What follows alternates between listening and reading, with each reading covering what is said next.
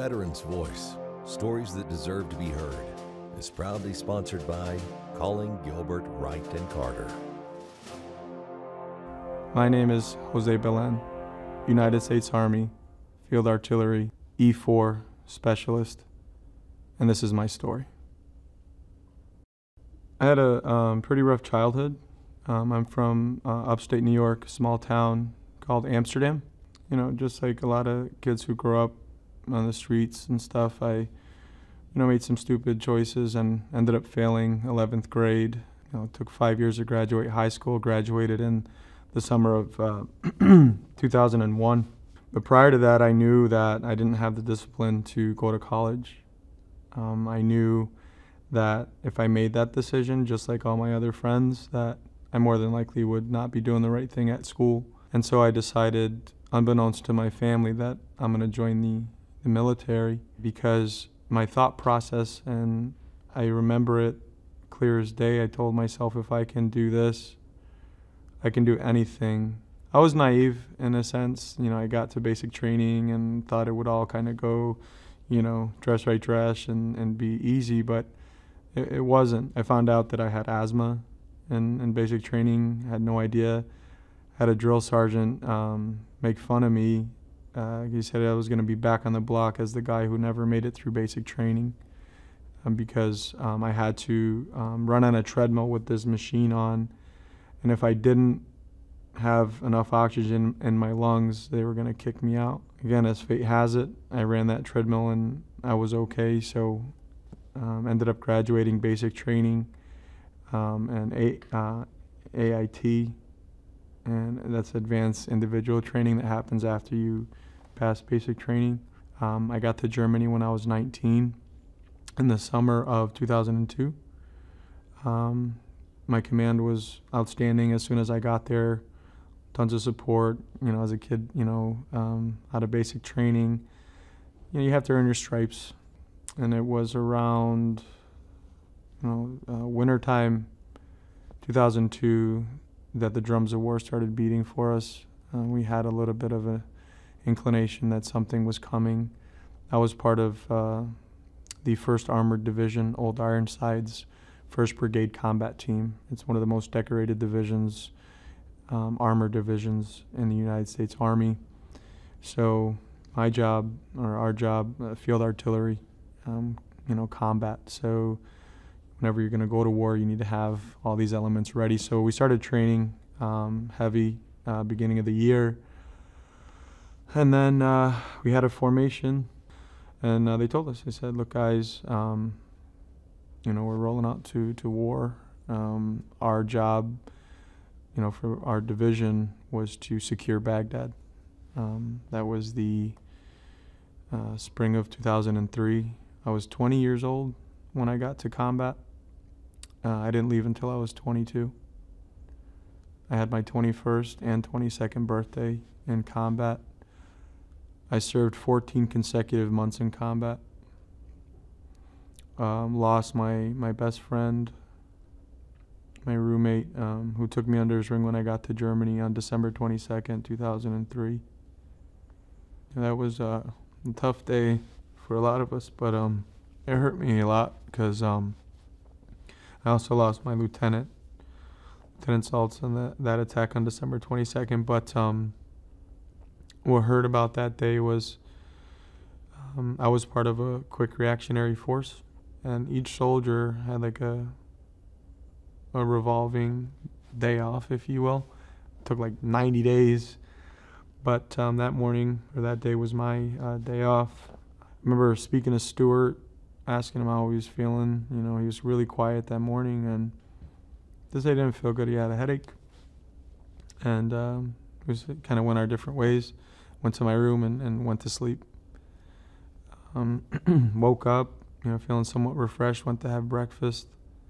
All of a sudden the radio starts going crazy. They scream for the QRF. And QRF, you have to literally be ready in about 90 seconds, full combat load, to roll out to whatever's happening. And being the lead Humvee gunner, I always put a little bit of extra pressure on myself. We got out, the loadout, ready to rock and roll and go into combat. But over the radio, they told us to stand down. And I'm kind of looking around, and I see some unfamiliar faces from from another platoon, another section. I start asking questions. Well, where's this guy? Where's that guy? And they said, well, these guys went, in your place. They kind of like changed the times or whatever the case may be, and they rolled out. So again, we're still kind of just sitting there idle, which is not normal. And then it came on the radio that Alpha Battery had 2 KIA killed in action. And something kind of just told me, that he was gone. It was one of those feelings. And they told us to stand down. Everyone got off the Humvees, and it was one of the eeriest times while we were there because we hadn't lost anyone of our own yet. I went to guard duty. I had, a tower guard duty, and I remember just being numb, staring at the Humvees because they said, well, maybe we'll still have you guys come out, so just kind of be on standby. Never happened. I remember one of my sergeants, Sergeant Chitty, was our armorer, come out screaming. I mean, this guy, 250-pound solid rock, just screaming. Another sergeant come out crying. How do you call a mother and tell her son's died 2 days before Christmas?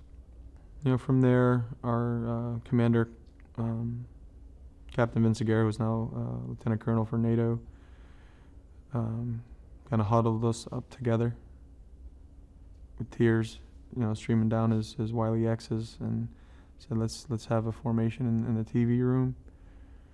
And we went back there, all of us.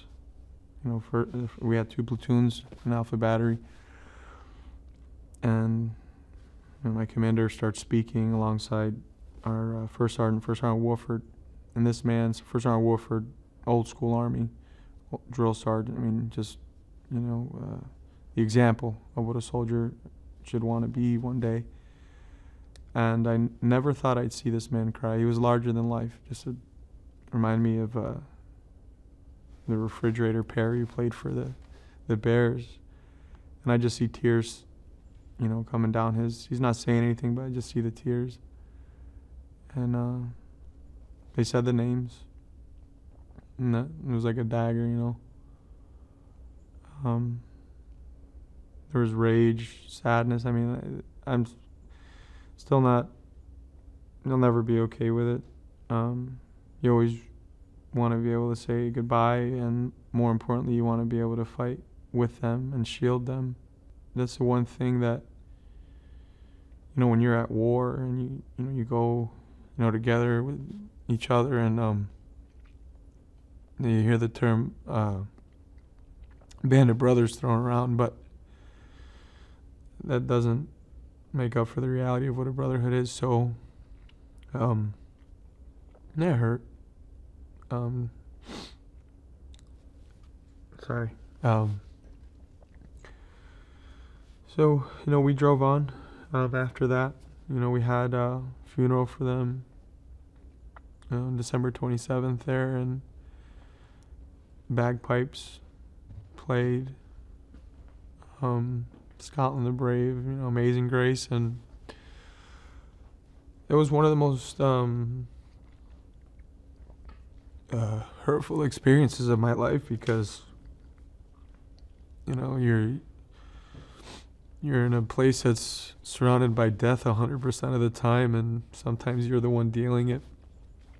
But when it's one of your own, it hurts. And so, it took me, I left combat in, it was July 2004, and to this day I can't listen to bagpipes. I try, I go, but anytime they play Scotland the Brave or Amazing Grace, I just go right back to that morning. So that was difficult. In combat, while we were out there, soldiers were supposed to be given 2 weeks of R&R, rest and relaxation, to go back home. And after I graduated basic training and went home, I hadn't gone back home. And so the fear was that, I'd die out there without being able to see my mom or my family. So those 2 weeks was something like, okay, let me at least get those, because I know the reality of where I'm at out here and what I do every day. And the type of soldier I was, I found comfort in combat, I always say I found beauty in hell somehow. I was always volunteering and excited for the rush, but I'd call home to my mom and, I'd have blood scrapes. I just, for example, just finished doing a major raid somewhere, 130 degrees. I had no water in 12 hours, half dead nearly. But, I'd call home and, hey, Mom, how are you? And she, are you okay? Like, oh, yeah. Are you fighting? No, I'm over here, I'm looking at myself. And so what ended up happening was I was kind of told that I'd be going home for the next round of R&R. And I was like, great, send an email home, call home, and family booking tickets, and everyone's so excited. And then a few weeks before the date, command would come by and say, hey, sorry, we need to let this soldier go in your place because you're single and you have no dependents. You'll go on the next round. Okay. I call home and I say, Mom, sorry, not this time, but next time, And there's sometimes it'd be a month or twice in between the rotations, so which is an eternity there. Again, came up, Belen, you're going home. And then again, hey, sorry, man. This guy's going to go in your place because you're single and got no dependents. He's got a wife and kids. And okay. By that time, I already lost, my best friend. And, saw an immense amount of combat. Was totally okay with death. I'm very in touch with my faith in God. And early on in the deployment, I accepted that I may die out there, and I was okay. The one thing I'd pray for every morning was, just don't let me suffer. I'd wake up every morning and just thank God for letting me see another sunrise, and sometimes 12, 18 hours later when I was able to go to sleep, I thank Him for letting me see another night. And so once you accept death in combat, you really have no fear. During the most intense moments, just fight. No fear, look at them right in their eyes and understand that's either you or me. If you shoot me, it's fine. That's kind of the element I was in. So going home for those 2 weeks was pretty imperative for me. And what ended up happening lastly is they again offered me to go home. And then on the last time said, we're going to send this sergeant in your place. Heard it a bunch of times. But this time, they said, unless he's willing to give the spot back to you. And this sergeant and I had a really good relationship, just, always respected him and the way he led. And he looks at me and he said, sorry, kid. Gotta go home. And I said, okay, man. I told him, I said, you know what? If I die in these 2 weeks, make sure you call my mother and you tell her and my dad that they had an opportunity to see their son. But it's okay, man.